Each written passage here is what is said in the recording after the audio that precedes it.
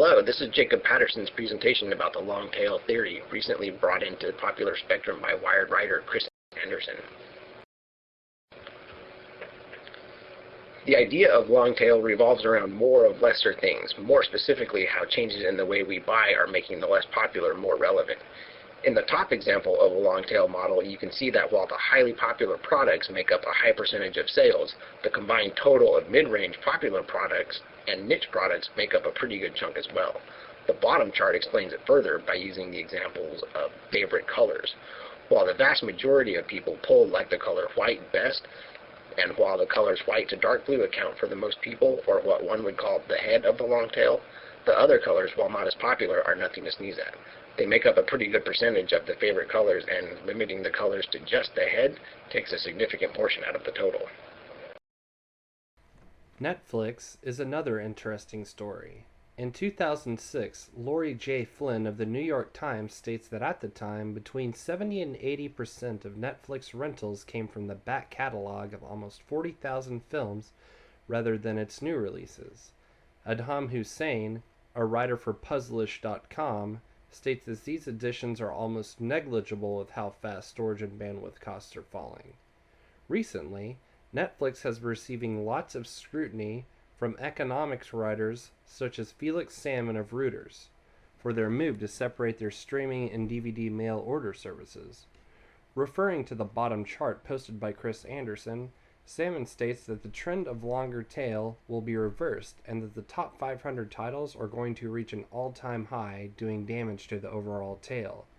Kevin Kelleher, a CNN contributing writer, states another potential problem to Netflix's long tail, referring to the fact that Netflix is signing deals with major blockbuster distributors and are offering less and less of the indie films. And while this could be a good business move, in effect, it is cutting off its longer tail, which was one of the key contributors to its success in the first place. If the long tail works as well as Anderson and Van Adem claim that it does, then why did it become popular just barely 10 years ago? The answer that Anderson gives is because the marketplace is changing.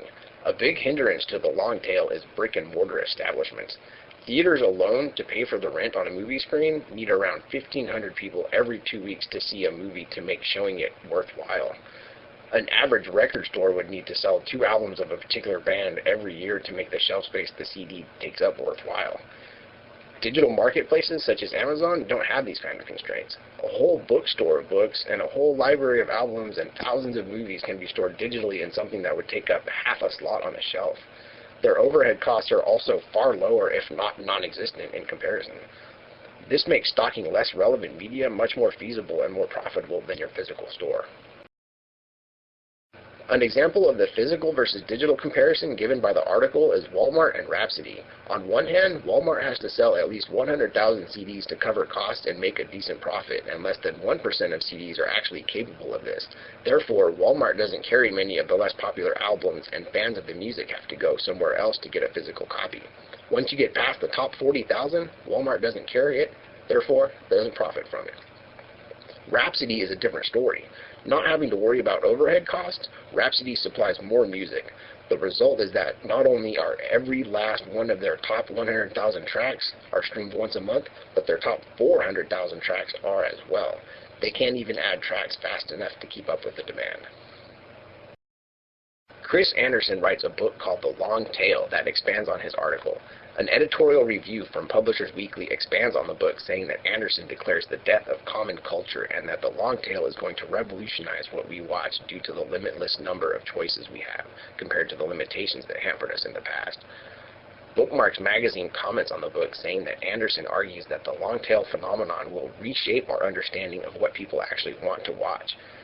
Anderson also talks about the 98% rule, which states that 98% of items will sell at least once, no matter how much inventory is made available. The long tail doesn't only apply to business applications, though. In an article on SearchEngineGuide.com by Matt Bailey, he takes the theory of the long tail and applies it to the hundreds of thousands of combinations of phrases and keywords that a website is found for on a search engine, yet usually unnoticed by the owners. He states that the top 10 terms may provide the most traffic, but most sites will have the majority of businesses generated from rarely tracked terms. In fact, he says that Amazon.com makes 57% of their sales from keywords outside of the popular terms.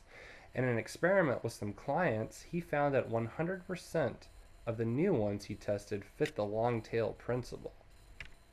Another thing that the long tail applies to is the malware distribution.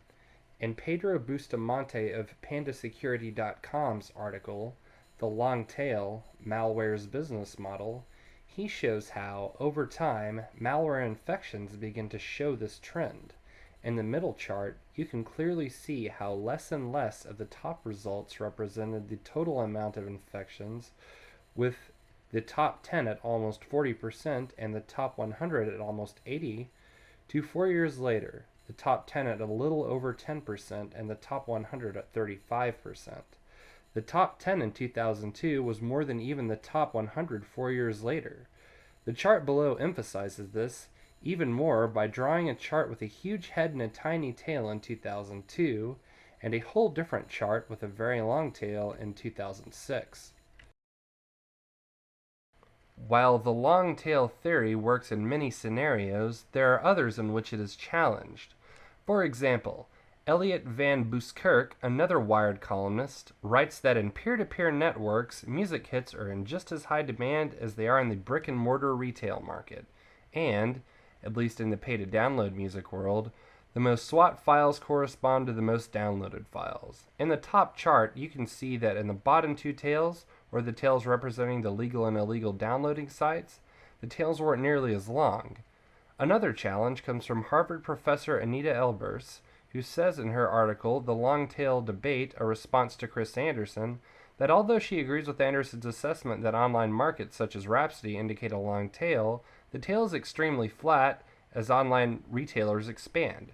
She also says that Anderson devotes too much attention to results on sites like Rhapsody, and that is not enough, and when the theory is tested against Nielsen data, which covers multiple titles, years, and channels, the result is the long tail's future isn't good, consisting of titles that rarely sell and are produced by smaller scale players. To conclude, despite the long tail being challenged, it is still widely accepted by many and seems to be the way of the future, as its potential for profit in many different applications for things suggest.